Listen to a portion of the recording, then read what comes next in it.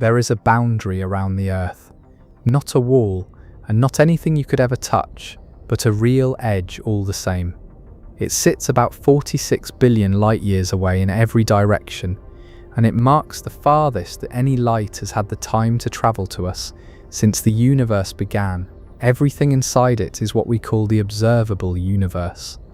Everything beyond it is almost certainly still there, and we have never seen it, and we never will. Here is the part that should stop you. If the space past that edge keeps going far enough, then the exact atoms that make up this planet, set down in the exact same arrangement, have to occur again. Not a copy that anyone built, the same arrangement, happening a second time, because the universe had space enough to try every arrangement more than once. Somewhere out past the edge there is another Earth, and standing on it reading words like these, there is another you. The only real question is whether the universe is large enough to make that true. Tonight, we are going to find out whether there is another version of you, alive right now, somewhere out beyond everything we are able to see.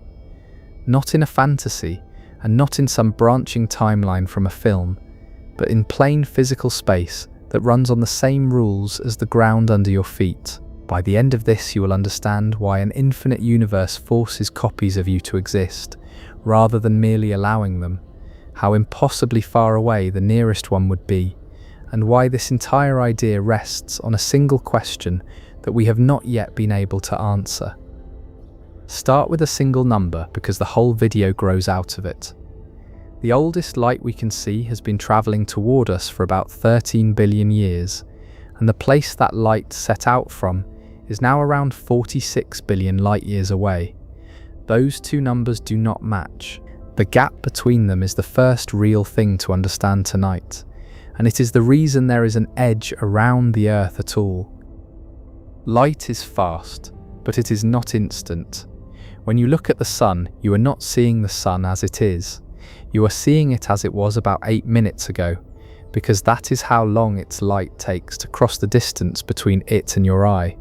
Look farther out, and you look farther back. The light from Andromeda, the nearest large galaxy to our own, left it about 2.5 million years ago, so you are seeing a galaxy as it looked before there was anything you would recognize as a human being on this planet.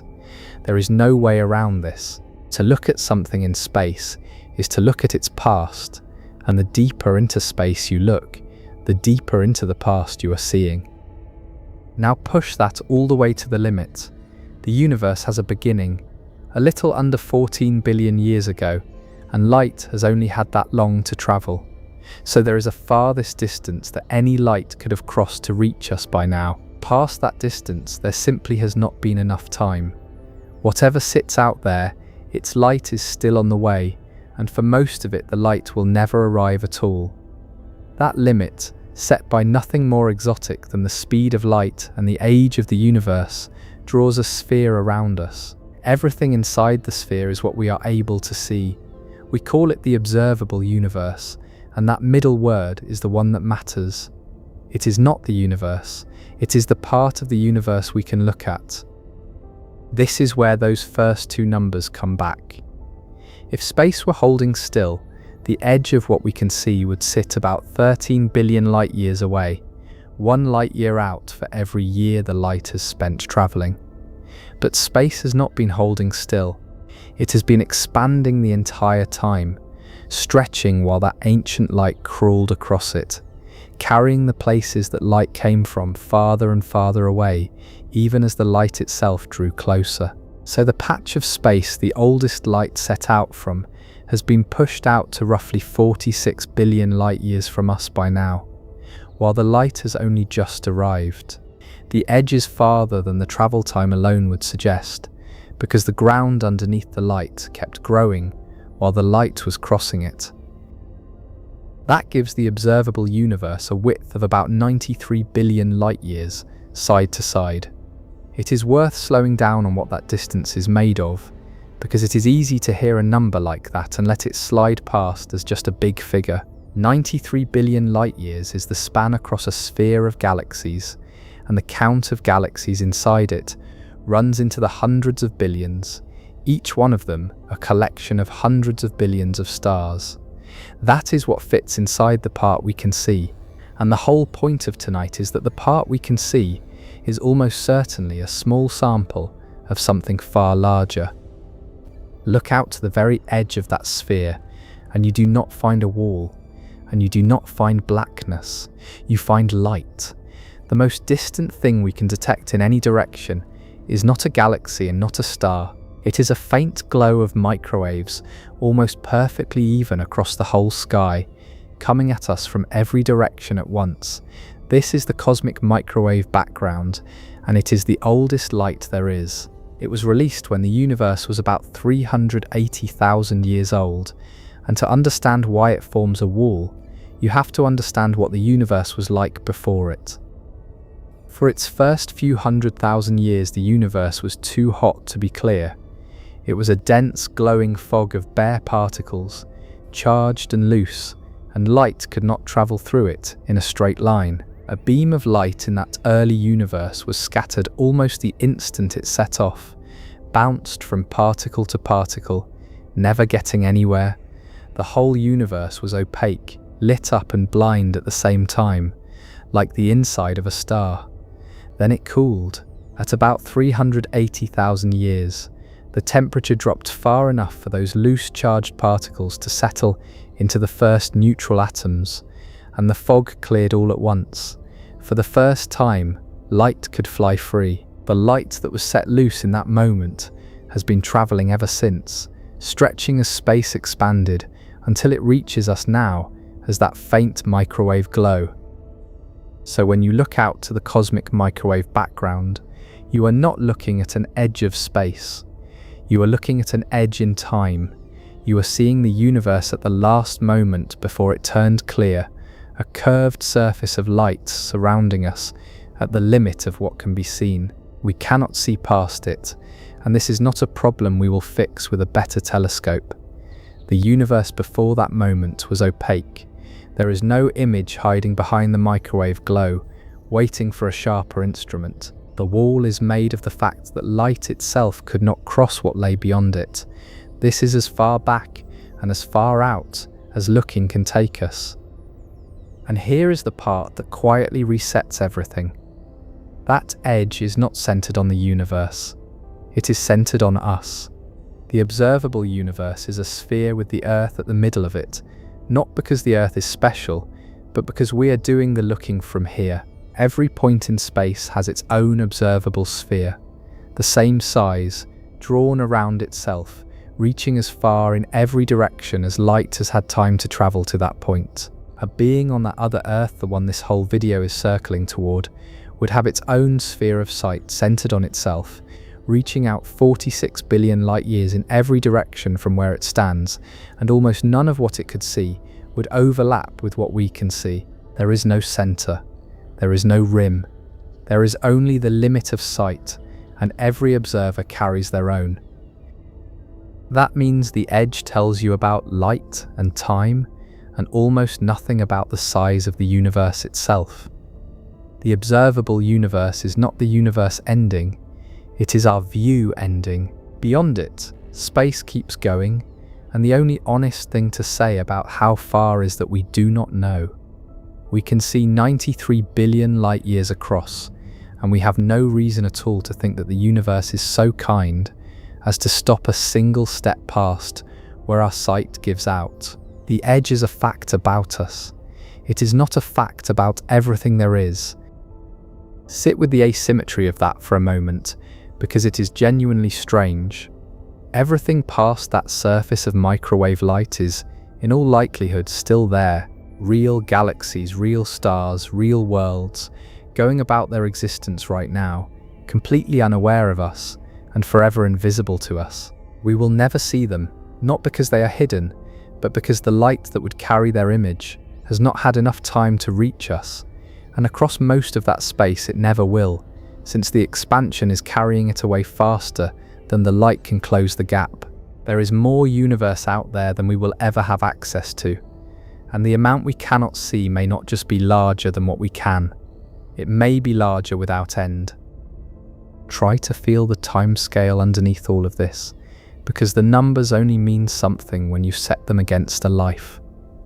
Light from the edge of our sight has been travelling for 13 billion years. The Earth is about 4.5 billion years old, so that light was already most of the way here, before the Sun and the Earth even formed.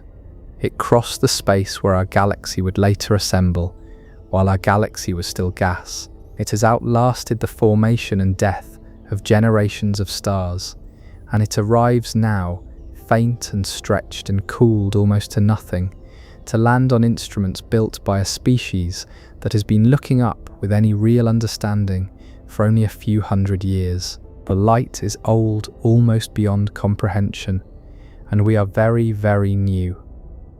There is one more thing about that microwave glow worth holding, because it makes the early universe feel less like an abstraction and more like a real place we are genuinely looking at. The light arrives at a temperature of about 2.7 degrees above absolute zero, which is to say it is very cold, the faint heat of something that was once searing and has been cooling and stretching for nearly 14 billion years, and it is almost perfectly smooth. Measure the temperature of that glow in one direction and then in another, anywhere across the whole sky, and the two readings match to about 1 part in 100,000. The early universe was that uniform, a near-perfect smoothness with only the faintest ripples in it. Those ripples are the spots we will use later to weigh the shape of space, and they are also the seeds from which every galaxy we can see later grew. The whole structured universe, every cluster and every void, started as a temperature difference of 1 part in 100,000 in that ancient light. Let the count of what fills our sphere of sight settle in too, because it is the backdrop for everything that follows. Inside the observable universe there are something like 2 trillion galaxies, by some estimates, each one a gathering of 100 billion stars or more, and around a great many of those stars, worlds. That is the inventory of the parts we can see, and the argument of tonight is that this entire inventory, 2 trillion galaxies and all their stars and all their worlds, is one finite sample of a universe that very likely runs on past it without end, sample after sample after sample, for as far as space extends. So that is the floor we are standing on. There is an edge to what we can see. It sits about 46 billion light years out, and it is made of the oldest light in existence the moment the early universe turned clear. The edge is about us, not about the universe, and past it space almost certainly continues, carrying things we will never lay eyes on, which leaves the obvious question hanging, the one everything else depends on. If there is more out there than we can see, how much more is there? A little more, just over the horizon, a great deal more, far beyond it, or no end to it at all. So how much more is out there? The honest place to begin is that we cannot see it to count it, so we have to measure it another way, by reading the shape of space itself. And space, it turns out, has a shape you can measure, even from inside it, even without ever reaching its edge. The property that matters is curvature. Space can be curved, the way the surface of the Earth is curved, or it can be flat, the way a tabletop is flat, and the difference is not merely a way of speaking. It changes the geometry. On a flat surface, 2 lines that start out parallel stay parallel forever, and the angles of a triangle add up to exactly 180 degrees. On a curved surface, neither of those holds. Draw a big enough triangle on the surface of the Earth, and its angles add up to more than 180 degrees. The same is true of space in 3 dimensions. If space is positively curved, it bends back on itself, parallel lines eventually meet, and the whole thing closes up into something finite, with a definite total size, even though it has no edge, the way the surface of the Earth has a definite area but no boundary you could fall off. If space is flat, it does not close. It goes on, and in the simplest case, it goes on without end. That is the fork. A closed, curved universe is finite. A flat universe is, in the most straightforward reading, infinite, and the difference between them is not a matter of opinion or philosophy. It is a number you can go and measure, so we measured it. The way you measure the curvature of the whole universe is one of the more elegant things in all of science, and it happens entirely out there, written across that wall of ancient light we just talked about. The cosmic microwave background is not perfectly smooth. It has faint spots in it, regions very slightly hotter and cooler than the average, and those spots have a characteristic size. We know from solid physics how large those spots actually were when that light was set loose, 380,000 years into the universe. We also know how far that light has travelled to reach us, so we have a patch of known true size, sitting at a known distance, and all we have to do is measure how large it looks across the sky. It is the oldest trick in geometry. A shape of known size at a known distance appears a known size, unless the space in between is curved, in which case the curvature bends the path of the light and changes the angle the shape spans. If space were positively curved and finite, the light crossing it would be bent so that those spots looked larger than they truly are. If space were negatively curved, the spots would look smaller. If space is flat, they look exactly their true size. So we measured the spots, and we compared the size they appear against the size they have to be, and the answer came back. They look almost exactly their true size. The light has crossed the entire visible universe to reach us, billions of light years, and over all that distance the path has barely bent at all. Space, as far as we can measure it, is flat. The measurement is sharp. The satellites and observatories that have read the microwave background, the Planck satellite chief among them, put the curvature of the universe at essentially zero, flat to within a fraction of a percent. The number they quote for the curvature is about 0.001, give or take roughly 0.002, which is another way of saying it is consistent with being exactly flat, and the uncertainty straddles perfect flatness right down the middle. Flatness is pinned down to within about 0.4%. On the question of the shape of all of space, that is an astonishing level of precision to have reached from inside a single galaxy. And flat is not a neutral result. Flat is exactly what the leading theory of the early universe predicts it should be. That theory is inflation, the idea that in the first sliver of a second, the universe underwent an episode of expansion so violent and so fast that a region smaller than a single particle was stretched out to enormous size almost instantly. Inflation was first proposed to solve other problems, but one of the things it does, almost as a side effect, is iron space flat. Take any curved surface and blow it up enormously, and any small patch of it looks flat, the way the ground beneath your feet looks flat even though the earth is round, because you are seeing such a tiny piece of something so large.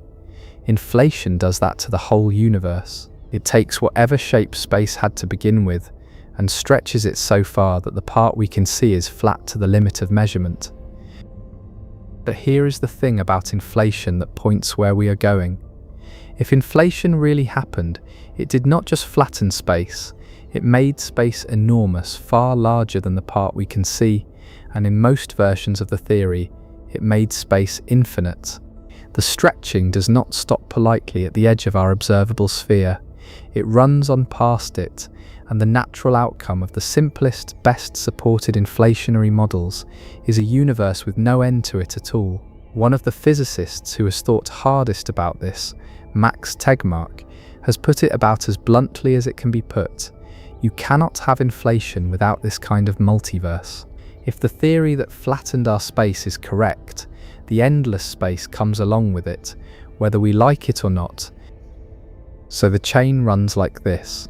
We measure the universe and find it flat. Flat is what inflation predicts. Inflation taken seriously predicts not just flatness but an infinite extent of space beyond our horizon, filled with the same kind of matter, obeying the same physics, stretching on without end. That is the road that leads to a second Earth, and you can see now that it is not built out of fantasy. It is built out of a geometry measurement and a theory of the early universe, two of the most tested ideas we have. Now I have to slow down and be honest, because this is exactly the kind of place where a video can quietly oversell what we actually know, and I do not want to do that. Flat to within a fraction of a percent is not the same as infinite. There are two soft spots in the chain, and you should know about both. The first is that flat does not strictly force infinite. A flat universe is infinite in the simplest case, but space could be flat in its local geometry and still be finite if it has an unusual overall shape, one that connects back around on itself without curving. Space could in principle be stitched together that way, flat everywhere you measure, yet finite in total, because it joins back to itself on a scale larger than we can see. We have looked for signs of this. If the universe connected around close enough for us to notice, we would expect to catch the same patterns of the microwave background, repeating in different parts of the sky, the same arrangement of spots showing up in two places at once, light from a single region reaching us along two different paths. We have searched the sky for those repetitions, those matched circles, and we have found nothing. So far, every search for a universe that closes back on itself has come up empty. That does not prove space is infinite. It only pushes any wraparound out past the part we can see, which is exactly where we cannot check. The second soft spot is in the data itself, and it is more uncomfortable. The flatness result I gave you is the answer you get when you combine the microwave background with other measurements, like the way galaxies are spread through space. But the microwave background data, taken on its own, does not sit quite so cleanly on flat. Planck's temperature readings lean very slightly toward a closed, finite universe, a curvature just barely on the positive side, at about the level scientists call 2 sigma, which is enough to raise an eyebrow but not enough to claim anything. Some researchers have made a real argument out of this, calling it a curvature tension, a hint that the universe might close after all. When you fold in the other data, the answer is pulled firmly back to flat, but the wobble is there in the record, and an honest account does not hide it. The measurement that the whole infinite universe rests on is consistent with flat, and it has at least once flickered toward finite. So where does that leave us? It leaves us with a strong, well-measured case that space is flat, a leading theory that says flat space should be endless, and 2 genuine cracks of uncertainty running through it. We may settle this someday. We may also never settle it, because the deciding evidence, the curvature on scales larger than we can see, sits beyond the only horizon we have, and there may be no way to reach it, even in principle. That uncertainty is going to matter enormously by the end of tonight. Hold on to it. It helps to understand why inflation predicts flatness so reliably, because that is what makes the flat result point towards something larger, rather than just sitting there as a number. Inflation was first proposed to solve a different puzzle. The early universe was far too uniform, its temperature matching across regions that, by the ordinary reckoning of light and time, should never have been in contact, never have had a chance to even out. Inflation fixes this by saying those regions were in contact early on, packed close together, before a burst of enormous expansion flung them apart, and that same burst, stretching a tiny region to enormous size, has a side effect it cannot avoid. It flattens. Take any curve, any shape, and magnify it by a factor beyond comprehension, and whatever small piece you are left looking at is flat, because you are seeing such a minute fraction of something so large. Inflation magnifies space by just such a factor, and the flatness we measure is the fingerprint it leaves behind. But the same stretching that flattens our patch keeps right on going past the edge of it. Inflation does not flatten a small ball and stop. It blows space up so far that the part we can see, the whole 93 billion light years of it, is a single tiny grain of a far larger expanse, and in the most natural versions of the theory that larger expanse has no end. So flatness is not just a fact about our patch, It is a clue about everything outside it, a hint dropped by the early universe that the space beyond our sight runs on and on, in the same flat and featureless way, without a boundary anywhere. There is one more shade of honesty to add about the shapes, because flat is not the only way to be endless. Space could be curved the other way, not closed like the surface of a ball, but open, curving away from itself, like the middle of a saddle, and an open universe of that kind also runs on without end. So the finite option is really only one of the three, the closed and positively curved one, while both the flat case and the open case give you infinity. That is part of why the infinite reading is the natural one. Of the three geometries space could have, two of them are endless, and our measurements land right on the boundary between them, on flat, the precise edge where the closed finite case gives way to the open infinite one. We are sitting, as best we can tell, exactly on the line, which is consistent with endlessness and consistent, just barely, with a universe that closes so gently we could never catch it. But for now, do what the physics invites you to do, and suppose the simplest answer is the true one. Suppose space really is flat, and really is endless, running on past our horizon in every direction with no edge anywhere. Grant that just for a while, and a question opens underneath it that is far stranger than how big the universe is. If space goes on forever, and it is filled the whole way with the same kind of matter we see around us, then what does that endlessness actually force to happen out there? Because it forces something. And what it forces is the reason any of this is worth 2 hours of your night. Here is what endless space forces, stated plainly before I explain it. In an infinite universe, every possible arrangement of matter that can happen does happen, and not once but an unlimited number of times. That includes this one, this planet, these oceans, this exact moment. You, if the counting is right, you are not unique. You are a hand that gets dealt again and again, because the deck keeps getting shuffled forever. Let me build that up from the bottom, because it sounds like a wild claim, and it is actually a careful one. The argument has only two pieces. The first piece is that the number of different ways matter can be arranged inside a region, the size of what we can see is finite. The second piece is that the number of such regions in an infinite universe is not finite. Put those two facts next to each other, and the conclusion is forced. There is no way to avoid it. Take the first piece. Consider a region of space the size of our observable universe, a sphere about 93 billion light-years across.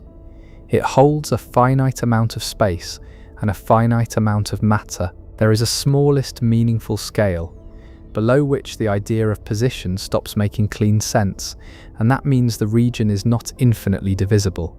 It is more like an enormous grid of cells, each of which can hold a particle or not, can be in one state or another. The number of cells is monstrous. The number of ways to fill them is more monstrous still, but it is a number. It does not run on forever. It stops somewhere, at some specific, finite, almost unimaginably large value. We can even put a figure on it, and the figure is worth hearing even though it breaks the mind a little. Counting the number of particles you could pack into a region that size, at reasonable temperatures, you get something on the order of 10 to the power of 115 possible slots for matter to sit in. For comparison, our own observable universe actually contains only about 10 to the power of 80 protons, which is already a 1 followed by 80 zeros, already more than the number of grains of sand on every beach on Earth, multiplied past all sense. The number of slots is far larger even than that, and every one of those slots can be filled or empty, occupied or not. So the number of distinct ways to arrange matter in a region this size is roughly 2 multiplied by itself 10 to the 115 times, which works out to about 10 raised to the power of 10 to the 115. I am not going to pretend you can feel that number, because you cannot, and neither can I. No one can. It is not large the way the distance to a star is large. It is large in a way that leaves human intuition behind entirely. But hold on to the one thing about it that matters for the argument. However enormous it is finite. There is a last arrangement on the list. The ways to build a universe like ours, atom by atom, run out. Now the second piece, which is the one we spent the last section earning. If space is infinite, then there is no limit to the number of regions this size that exist out there. You can keep going, region after region, sphere after sphere of sight, and there is always another beyond it, because the regions never end. An unlimited number of regions, each one filled with matter, arranged in some way drawn from that finite list of possibilities.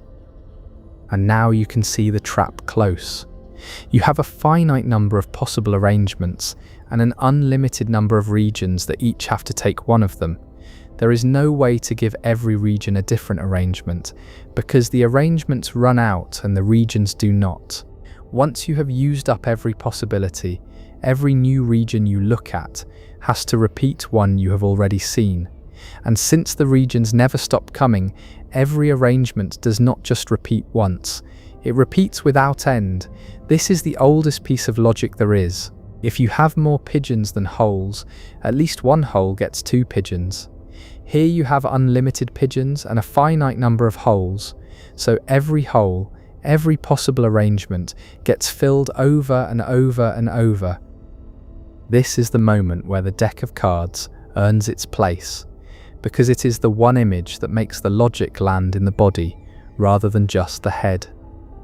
A deck of cards has a finite number of orderings. It is a large number, larger than the second since the universe began, but it is finite. Now take a dealer who shuffles and deals, and never stops, forever. At first every deal is new, an ordering no one has ever seen. But the orderings are finite and the dealing is not, so eventually, with certainty, an old hand comes up again. Let it run and that hand returns a third time. Let it run forever and every possible ordering comes up an unlimited number of times. The repetition is not luck. It is not a strange coincidence. It is forced. The moment the dealing runs on without end against a finite set of possibilities. The universe is the deck. Each region of space the size of ours is one deal. The arrangements of matter are the orderings. And an infinite universe is the dealer who never stops. So the same arrangements have to come up again, not as copies anyone made, but as the same hand turning up a second time, because the dealing went on long enough. Most of those repeated arrangements are nothing of interest. Empty space repeating empty space. Random matter repeating random matter. But one of the arrangements on that finite list is this one, the exact arrangement that is the Earth, its continents, its oceans, the sun it circles, the ground you are sitting on, the arrangement of matter that is your body and your brain in this exact instant. That arrangement is on the list because it happened here, and anything on the list in an infinite universe happens again. So somewhere out past our horizon, the same arrangement occurs a second time, and a third, and without end. I want to be careful here, because the argument has a hinge, and an honest version names it. The argument needs more than infinite space. It needs the assumption that all of those possible arrangements actually get realized somewhere out there, that the universe really does deal every hand and not just some of them. Physicists call this the ergodic assumption, and it is the soft joint in the logic. It is reasonable. If matter beyond our horizon follows the same statistics as matter inside it, started from the same kind of conditions, then over an infinity of regions you would expect every allowed arrangement to turn up. But notice the word expect. We cannot see those regions to confirm that they vary the way we think they do. We are assuming that the rest of the universe is, in its broad statistics, like the part we can see. It is the natural assumption, the one all of standard cosmology already leans on. It is not a thing we have checked, because it sits beyond the horizon, where checking is exactly what we cannot do. Grant the assumption though, the way cosmologists do, and the conclusion stands on solid ground.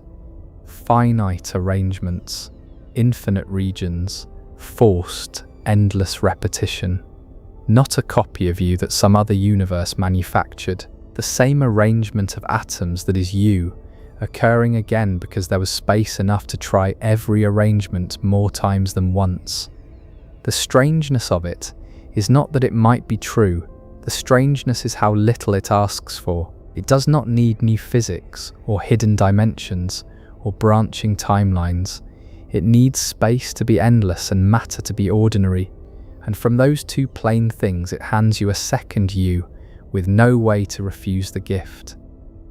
The intuition that fights hardest against this is the feeling that order is special, that a random universe would be mostly noise, and that a thing as exquisitely arranged as a living world would never come up by chance. And that intuition is right about a single try and wrong about an infinite number of them. On one deal, an ordered hand is wildly unlikely, but the counting argument does not rest on one deal. It rests on a number of deals with no end to it, and against an endless number of tries, unlikely stops meaning impossible. It only means rare, and rare, repeated without limit, still happens without limit. The earth is not too ordered to recur. Nothing is too ordered to recur if the dealing never stops, because every specific arrangement, ordered or not, is just one entry on a finite list, and a finite list run against infinite trials gets every entry over and over. There is a subtler point underneath about why the list is finite at all, because that is the load-bearing fact and it is worth being sure of. It would not be finite if matter could be positioned with infinite precision, if a particle could sit at any point along a continuous line, because then there would be no end to the distinct arrangements even in a small region. What makes the list finite is that nature, at the smallest scales, does not work that way. There is a limit to how finely the state of a region can be specified, a graininess built into the physics below which finer distinctions stop carrying real information. That graininess is what turns the region into something countable, an enormous but finite set of possible states, rather than an unbounded continuum. Without it, the argument would not run. With it, the number of possible universes our size is huge, and crucially, it is a number you could in principle write down, which is the entire difference between rare and impossible on one hand and forced on the other. And it is worth being clear about what the argument does and does not claim, so it stays honest. It does not claim the copy is likely near us, or that we could ever find it, or that the nearest one is in any particular direction we could point.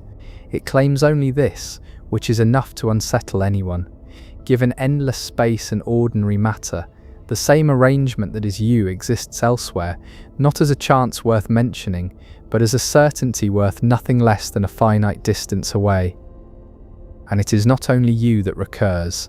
The same logic that brings your arrangement back brings back everything that has ever been arranged. Every person who has ever lived, recurring out there in unlimited numbers. Every conversation, every quiet afternoon, everything that has ever happened on this planet, occurring again and again across endless space. Not because anything connects those distant regions to this one, but because the same finite list of possibilities is being dealt out forever, and your whole world is one entry on it. The recurrence is total. It does not single you out.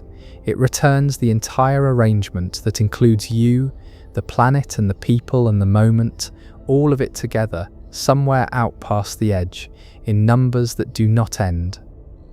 Which leads straight to the question you are probably already asking, the one that turns this from a piece of logic into something that prickles the skin.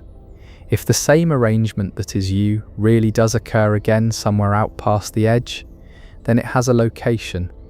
It is somewhere, so how far away is the nearest one? Not infinitely far. The whole point is that it is on the list and the list gets used up close to home. There is a nearest copy of you at a real distance in a real direction. The next question is what that distance actually is. The nearest exact copy of you is about 10 to the power of 10 to the 29 meters away. I will write that out a little because the shape of the number is the whole point. It is not 10 to the 29, which would already be far past anything human. It is 10 raised to the power of 10 to the 29, which means a 1 with 10 to the 29 zeros after it. A 1 followed by a number of zeros that itself has 30 digits. That is the distance in meters to the closest place where the same atoms that make up your body are arranged the same way, with the same memories sitting in the same brain. That figure comes from working the counting argument through carefully, and the person who worked it most cleanly is Max Tegmark, who laid out the distances to the various kinds of copy. There are really two numbers, and the difference between them is worth understanding because it tells you something about how the repetition actually fills space. The first number is the distance to a copy of you, just you, your body and brain in their current arrangement. That is the 10 to the power of 10 to the 29 figure. The second number is the distance to a copy of your entire observable universe, the whole sphere of 93 billion light years, every galaxy in it, placed exactly as it is around us. That one is much farther, about 10 to the power of 10 to the 115 meters, and the reason it is farther is the same reason a short word repeats sooner than a long one. A copy of you is a small pattern, relatively speaking, a particular arrangement of the matter in one human body. To find it repeated, you only have to deal enough hands to bring that one pattern up again. A copy of the whole observable universe is an enormous pattern, every galaxy and star and world in the right place at once, and to find all of that repeated together, you have to deal vastly, vastly more hands. So the small pattern, you, turns up much closer than the large pattern, everything. The nearest other Earth, somewhere between the two, with its star and its planet matched but not the whole surrounding sky, sits at its own distance in that range. Now I have to say something about these numbers that matters more than the numbers themselves. They are so large that the units stop meaning anything. I gave them to you in meters. I could have given them in light years, which are about 10,000 trillion times longer than a meter, and the figure would barely change. To turn the distance from meters into light years, you would shave a handful of digits off an exponent that is itself a number with 30 digits, or with 115 digits. It makes no visible difference at all. The choice between the smallest unit we use and one of the largest is lost completely in the rounding. That tells you that these are not distances in any sense your body understands. They are not far the way a star is far, or the way the edge of the observable universe is far. They are far in a way that has left ordinary distance behind. And yet, and this is the thing to hold, they are finite. This is not a poetic way of saying the copy is impossibly remote and so does not really count. The number is specific. It is enormous, but it ends. The copy of you is not at infinity. It is not nowhere. It is at a particular distance in a particular direction, at what you could in principle call a definite address.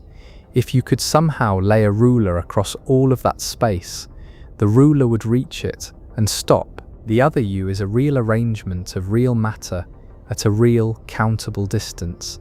The size of the number does not make it unreal, it only makes it unreachable, which is a different thing, and a thing we will come back to with some force.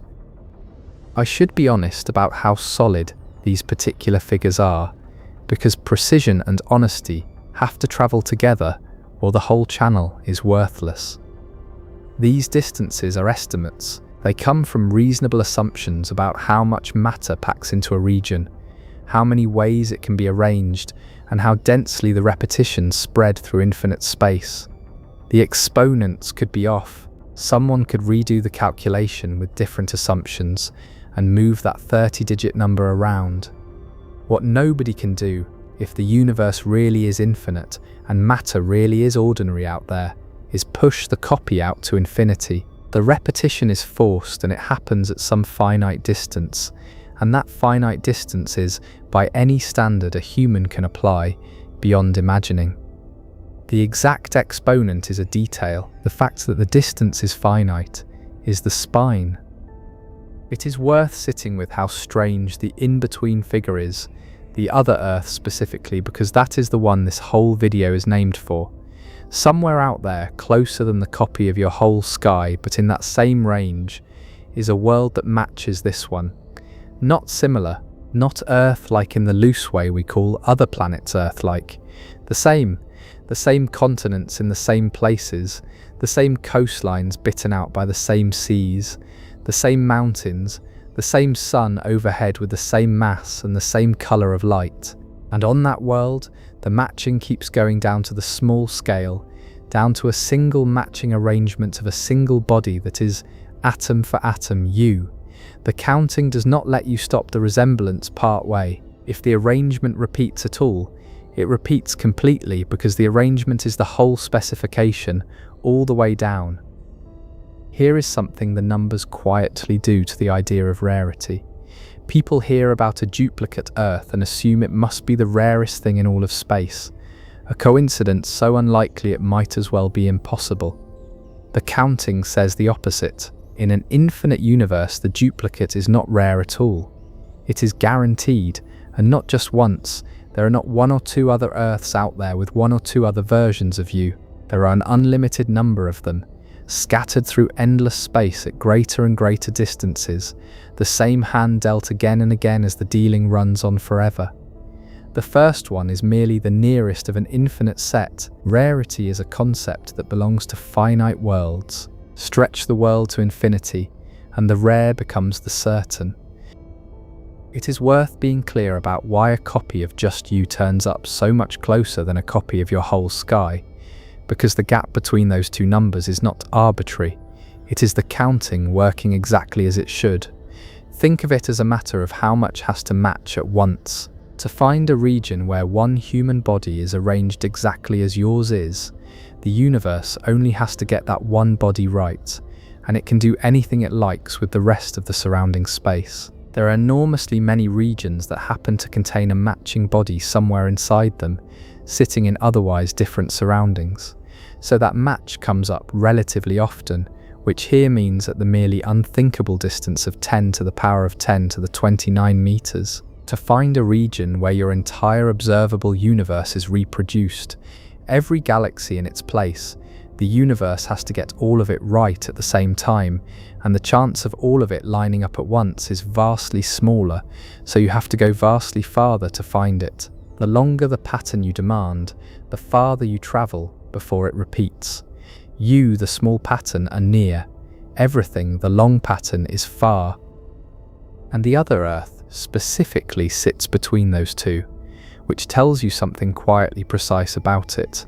A matching Earth requires more than a matching you, the whole planet and its star arranged correctly, but far less than a matching sky, since the distant galaxies around it can be anything at all. So the nearest duplicate Earth, the one with its oceans and its continents and its sun all matched, lies somewhere out beyond the nearest copy of your body, and well within the distance to a copy of the entire visible universe. It has its own address in that range, a real place where a real world hangs in space carrying everything this one carries.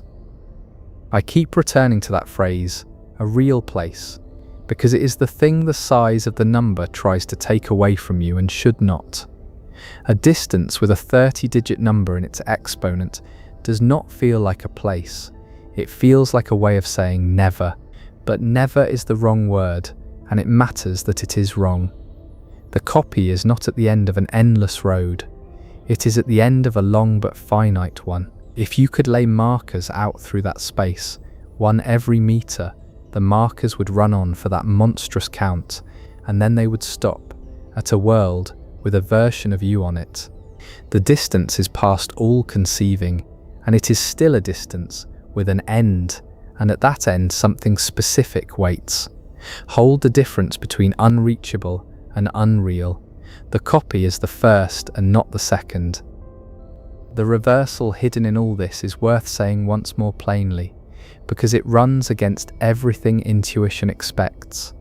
We treat a duplicate world as the least likely thing imaginable, a coincidence so vanishing it could never occur. In a finite universe, the instinct would be correct.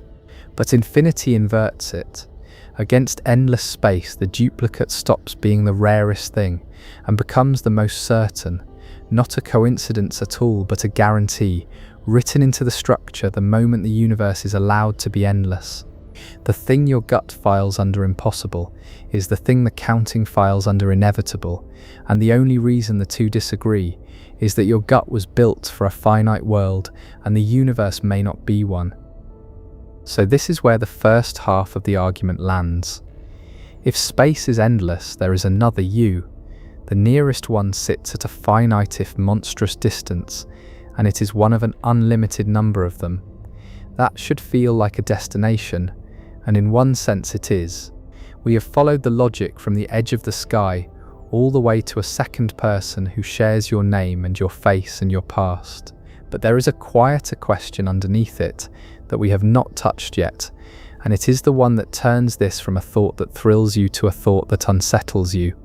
The copy is real, and it is at a finite distance. A finite distance is the kind of thing you could, in principle, cross. So could we ever reach it?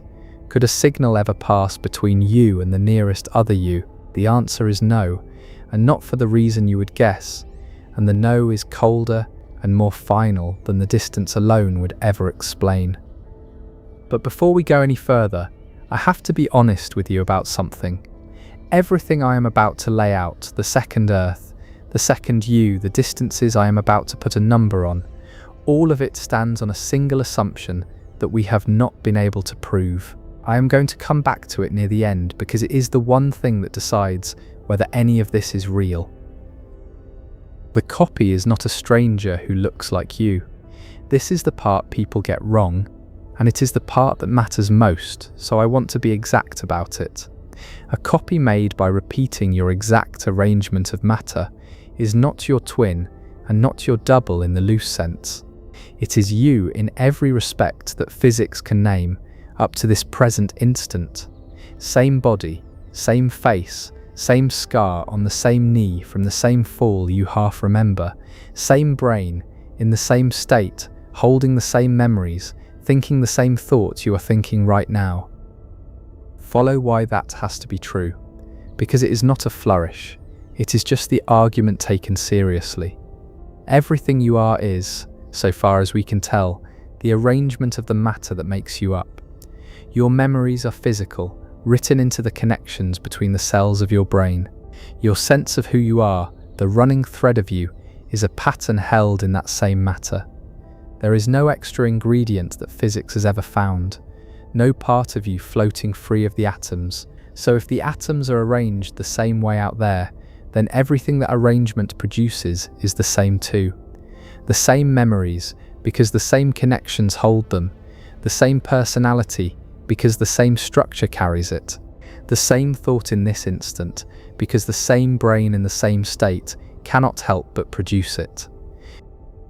Which means this: as you take in this sentence, somewhere out past the edge, at that finite and monstrous distance, there is a version of you taking in the same sentence at the same point in their existence, with the same flicker of recognition or doubt that you are having now. Not metaphorically, not in spirit. In fact, if the universe is what it appears to be, they have your whole life behind them, every memory you carry, and they have arrived at this exact moment the same way you have. And here is the blade of it: there is no fact, anywhere, that makes you the original and them the copy. Think about what that absence means. We say copy as if there is an obvious first one and a later imitation, but the counting argument does not make imitations. It makes the same arrangement, occurring more than once, and nothing in physics stamps one of them as the genuine article and the others as reproductions. From the inside, each of them feels exactly like the only one. Each of them is, at this instant, having the experience of being you, and assuming, as you are assuming, that they are the single real you. Considering a video about copies, you cannot point across that distance and say, I am the true one. There is no true one, there is just the arrangement occurring, and feeling from the inside like a self in every place it occurs. I find this is the moment the whole subject stops being a curiosity and becomes something I have to sit with. It is one thing to be told there are other Earths in an endless universe that is large and strange, but it stays out there, a fact about distant space. It is another thing to follow the logic down to the fact that the self you are right now, the one doing the reading, the one that feels singular and continuous in yours, is not singular at all. It is one instance of a pattern that the universe, given endless space, prints again and again. The feeling of being uniquely yourself is real. It is just not evidence of being unique. Every copy has it, in full, and is equally wrong about being the only one. And then it gets stranger, because the sameness does not last. Up to this instant, you and the nearest copy are identical, the same arrangement to the smallest detail. But the world does not run on certainty at the smallest scale. It runs on chance.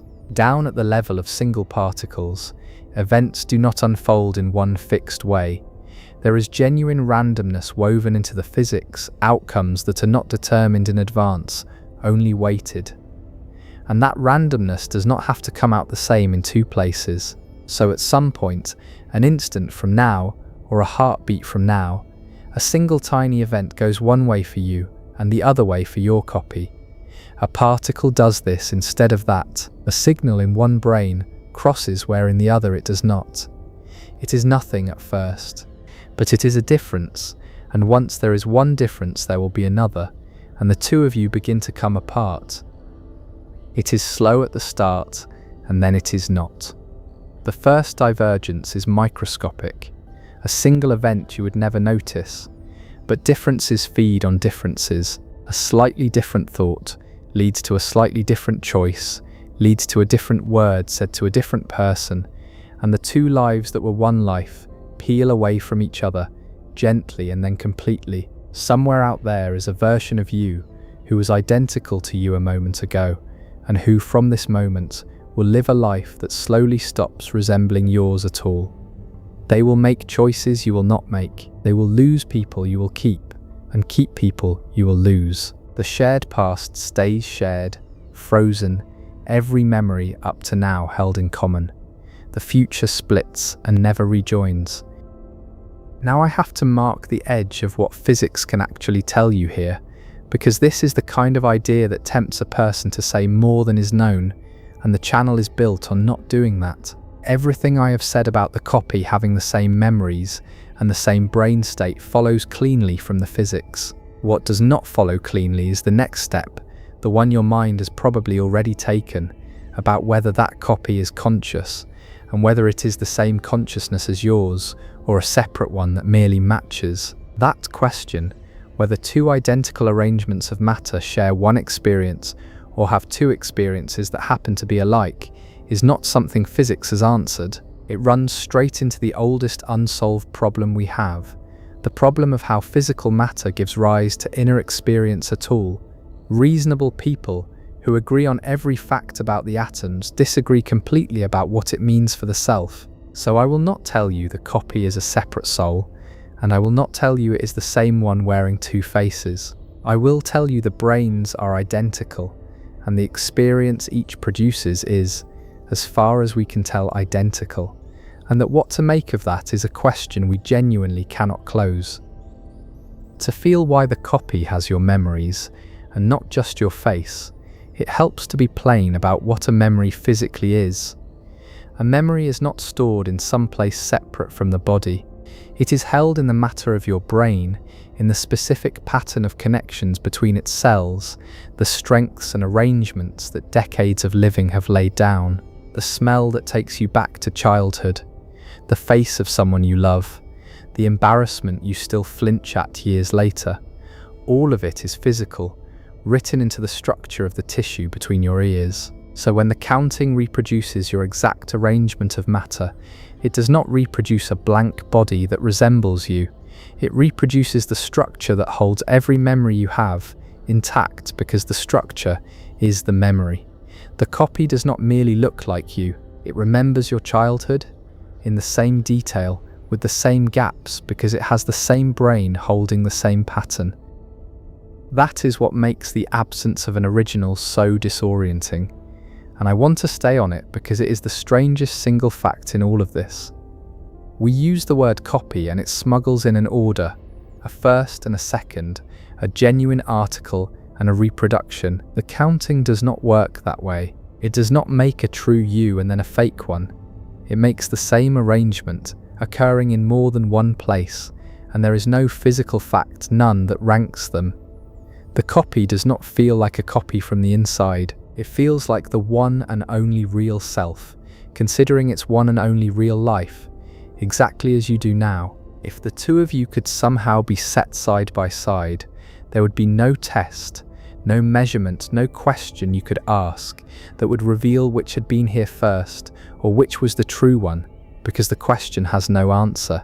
Both are equally and fully you, each certain it is the only one, each equally mistaken about that.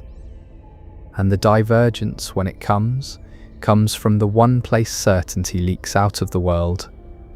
At the smallest scale, the universe does not run on fixed outcomes. The same starting point can lead to different results, weighted by chance but not nailed down, and which result actually happens is not written in advance. Your brain, for all its solidity, is built from that same uncertain matter, and somewhere in its workings the small randomness has the freedom to tip one way here and the other way there. So the two of you, identical now, do not stay identical by any law. The first time the dice of the world come up differently in your brain and the copies, the thread splits, and from that first tiny fork, the two lives begin the slow work of becoming two different people who used to be one. There is something about the frozen shared past that I find harder to shake than the divergence ahead. Everything you have ever lived through, every memory you privately hold as the texture of your one life, the copy holds too, as the texture of its one life, with equal conviction that it lived them. The first day you remember, the worst thing that ever happened to you, the face you would know in any crowd. None of it is yours alone. All of it is the shared property of more than one being who each experience it as the private core of a single self. Up to this instant, your entire biography is held in common, remembered identically, owned identically, by a person you will never meet. And then from this instant, it stops being shared and starts being two stories. The past is the one thing the copies cannot diverge on, because it already happened the same way for all of them. It is only the future that splits, which means the thing that feels most uniquely yours, your history, is the very thing you most completely share, and the thing you have not lived yet is the only thing that will ever be yours alone. I want to slow all the way down on the word now, because it is doing more work here than it looks like it is doing. When I say the copy is reading this at the same point in its existence as you, I am not claiming the two of you share a clock that ticks across the space between you, because in a universe this large there is no single shared now stretched across it all. What I mean is narrower and somehow stranger. At the moment the copy reaches this thought in its own life, it reaches it identically, the same words landing on the same brain in the same state, producing the same flicker of whatever you are feeling as you take this in. The two events are not simultaneous in any sense a clock could check. They are identical in a sense no clock is needed to check. Somewhere out past the edge, that exact experience is occurring, has occurred, will occur, lifted clean out of any shared timeline, and it is yours down to the doubt you might be having right now about whether any of this is true. That doubt is in the copy too. So is the part of you that finds the doubt and turns it over. There is no thought you can have about this, including the thought that it cannot be real, that the copy is not also having, in full, as its own. But leave the deepest question open, and the unsettling part survives intact. There is, right now, a being with your memories and your face and your exact present thought, standing on another earth at a distance you cannot truly conceive, who is in this instant indistinguishable from you, and who is about to begin drifting away into a different life, That is not a story. If the universe is infinite, that is a description, and it raises the next thing, the thing the counting has been quietly promising since we started. If your exact arrangement repeats, then so does every other arrangement you could have been, not just the you reading this. Every version of you there could ever be is out there too, including the ones you would never want to meet. Set the copy of yourself aside for a moment and stand back to look at the whole world it lives on, because the second Earth is its own kind of strange, separate from the strangeness of the second you. It is a real planet, not a reflection, not an image, not a possibility. A world with mass and weather and a molten core, orbiting a star that is itself a duplicate of our sun, burning hydrogen at the same rate, throwing out the same color of light. On that surface, every detail repeats. The same continents spread out in the same shapes, the same coastlines where the same oceans have worn the same rock, the same mountains stand at the same heights. The sky overhead is the same blue for the same reason, because the same air scatters the same light the same way.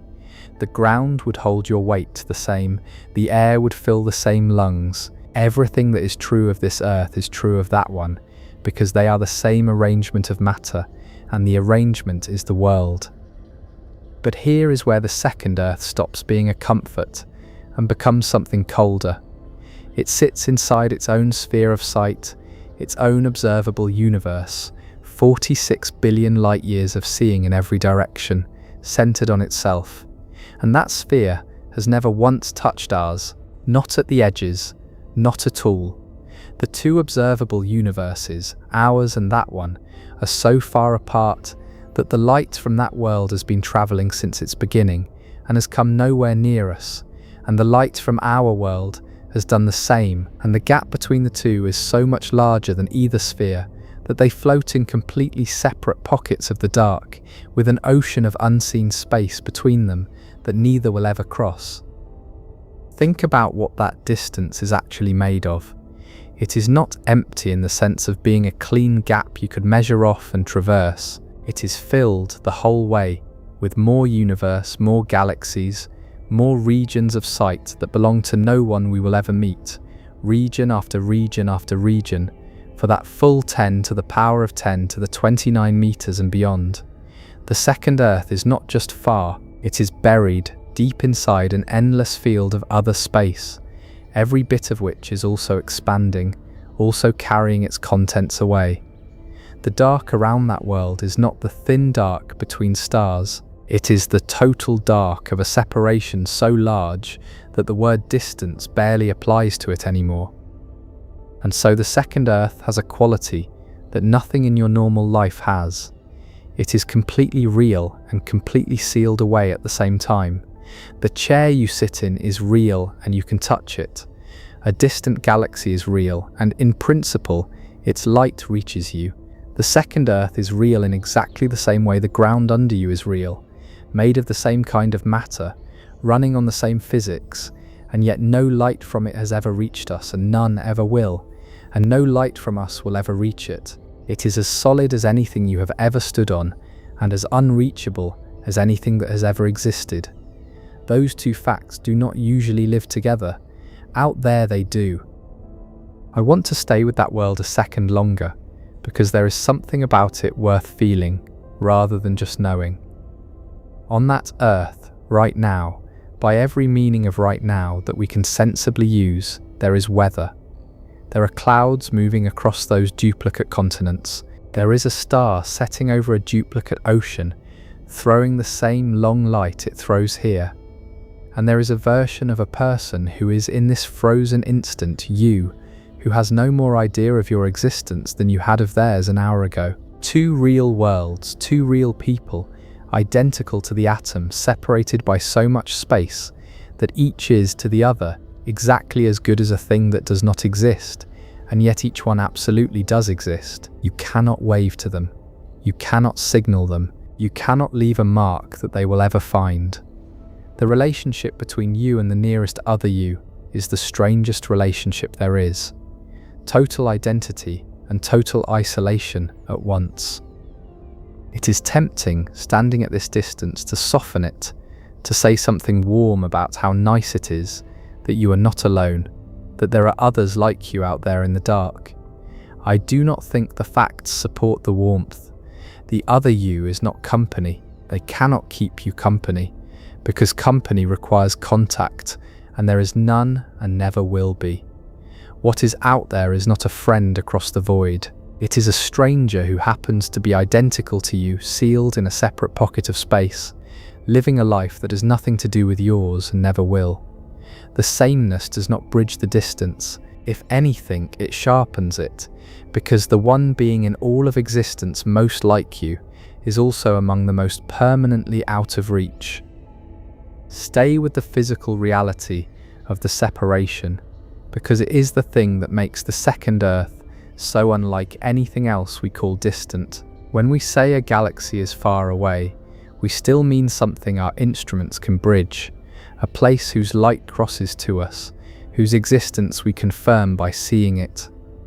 The second Earth is far away, in a different category entirely. The space between here and there is not a clean stretch of emptiness, but an unbroken succession of full universes, each with its own galaxies, its own worlds, its own observers who would each call themselves the center, packed one against the next for that whole monstrous distance, and past it. To go from this Earth to its nearest copy, you would not cross a gap. You would pass through an endless interior of other space, region after region of strangers, none of whom you would ever meet either, all of it expanding as you went. And every one of those intervening regions is itself a sphere of sight with an edge, a horizon of its own, beyond which its own inhabitants cannot see. The second Earth is buried so deep in this layered structure that no chain of sight connects it to us. There is no observer anywhere who can see both worlds at once, because no observer's sphere is large enough to hold the distance between them. The two Earths are not just invisible to each other, they are invisible to everything, in the sense that nothing in the universe occupies a vantage from which both appear. They are real in the same way, and sealed in separate compartments of the same dark, and the wall between the compartments is built out of more universe than either of them will ever see. This is the quality that has no parallel in ordinary life, and it is worth naming exactly. Everything you have ever called real, you could in principle reach, or touch, or at least receive light from. The second Earth breaks that link between being real and being reachable. It is as solid as the ground under your feet and as permanently beyond contact as a thing that never existed. And the only difference between it and a thing that never existed is that it is, in fact, there, out past the edge, by the cold arithmetic of an endless universe. It is there with weather on it, and a version of a life on it, and not one particle of it will ever touch one particle of yours. Look up from that duplicate surface, and the sky holds a duplicate sun, a star of the same mass, burning through its hydrogen at the same rate, pouring out the same yellow light it pours out here, with the same number of years left before it swells and dies. The same moon hangs at the same distance, pulling the same tides up the same shores. The same arrangement, repeated, does not stop at the ground. It runs all the way up through the star and its planets and the light between them, because the arrangement is the whole local world and not just the planet at the middle of it. And every part of that duplicate system is as indifferent to us as the rest of it, going through its motions out past a distance that no light will ever carry across. A complete and working copy of our corner of space, running on with no thread of any kind reaching back to the corner it was copied from. Not copied, recurred. There is no original sun and duplicate sun any more than there is an original you. There are only the two of them, burning the same way in two sealed pockets of the same dark. So far I have been describing the gap as if it were only a matter of how much space lies between you and the copy, an enormous but in principle crossable distance. That was a simplification, and it is time to take it back, because the truth is worse than distance. Even if you set out toward the nearest other Earth, even if you had unlimited time and a way to move as fast as anything can move, you would never arrive. The reason has nothing to do with how far it is. It has to do with what the space in between is doing. That space is not holding still and waiting to be crossed. It is growing, and it is growing in a way that turns even a finite distance into something no traveler and no signal can ever close. If every possible arrangement of matter occurs somewhere in an endless universe, then so does every possible version of your life. Not just the one reading this, all of them. The counting does not get to pick the pleasant ones. It deals every hand, and most of the hands are not the one you are holding. People tend to take the infinite copies idea as a warm one, and I understand the pull. Somewhere out there, a better version of you got the thing you wanted. Somewhere the person you lost is still alive, in a world that runs exactly like this one except for the single turn that took them. Somewhere you are happier, braver, kinder, luckier. All of that is true. In an infinite universe, every one of those better lives exists, in unlimited numbers. But the same logic that promises you the better lives promises you everything else with exactly the same certainty, and the everything else is most of it. Because for every version where the thing went right, there are versions where it went wrong, and there is no rule that the good outnumbers the bad. There are versions of you who died as a child. Of an illness this version was spared. Versions who made the worst choice at the turn where you made the better one and lived out the consequences. Versions who were never born at all because the arrangement that would have been their parents went a different way. The counting is blind. It does not favour the happy outcomes. It produces all outcomes, each one an unlimited number of times, and lays them out across endless space with no hand on the scale. And the failures are not limited to the small turns of a single life. Go up to the scale of the whole world, and the same blindness applies.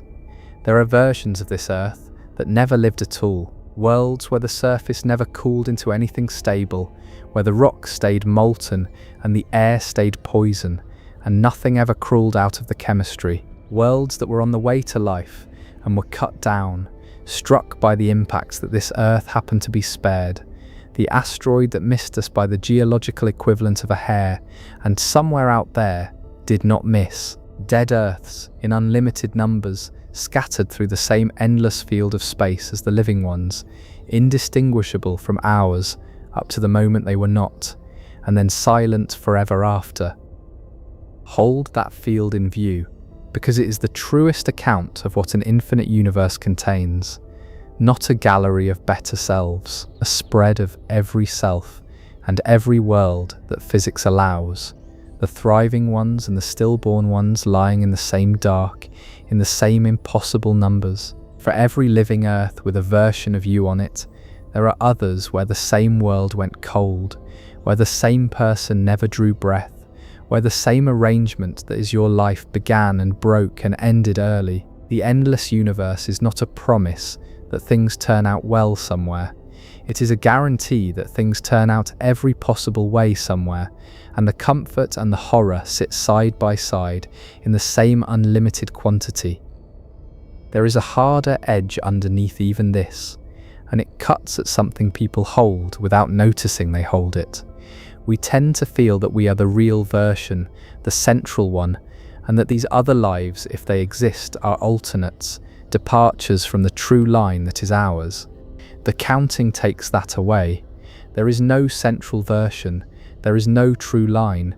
You are not the original self around which the variations orbit. You are one arrangement among an unlimited set of arrangements, no more real and no more central than any of the others, picked out by nothing except that it is the one doing the feeling right now. The version of you who died young feels just as much like the real one in the time they have as you feel like the real one now.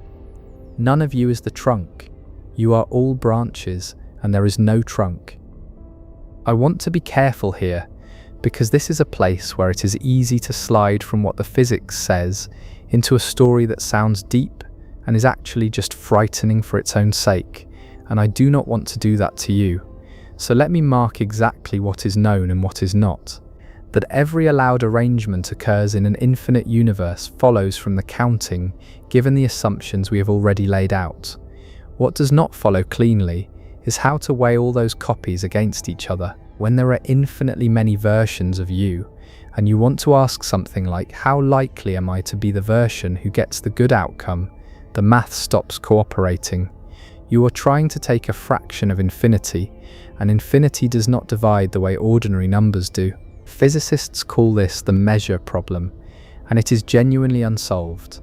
We do not have an agreed way to count or compare infinite sets of copies, so when I say the good and the bad exist in the same unlimited quantity, that is honest, but if you push further and ask which is more common, which outcome you should expect, the truthful answer is that nobody knows how to even ask that question properly yet.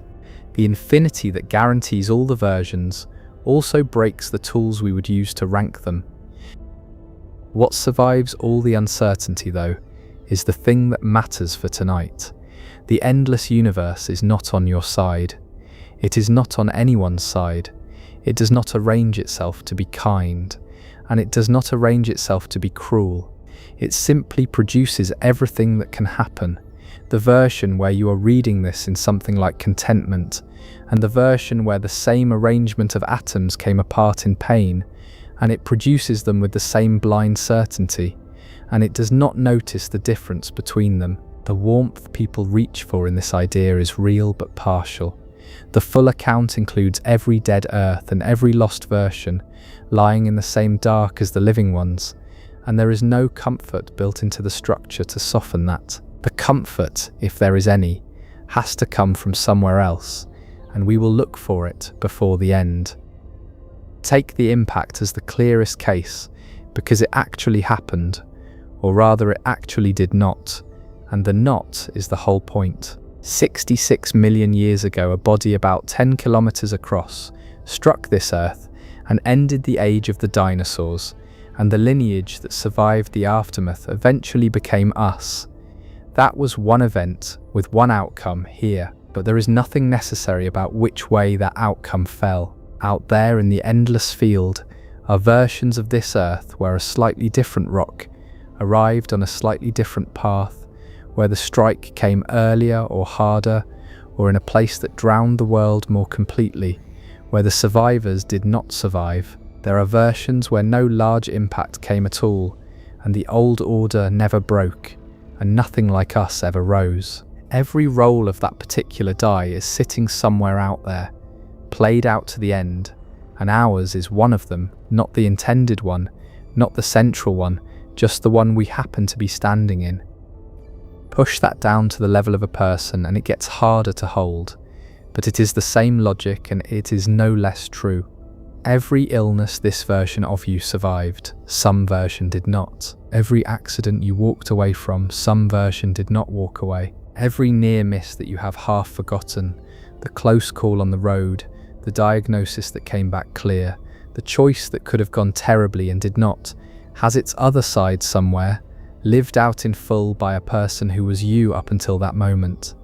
They are not haunting you, they cannot reach you, but they are there in the same way the better versions are there, and the endless universe holds them in the same unlimited numbers, with the same blank indifference to which one's got the kinder role.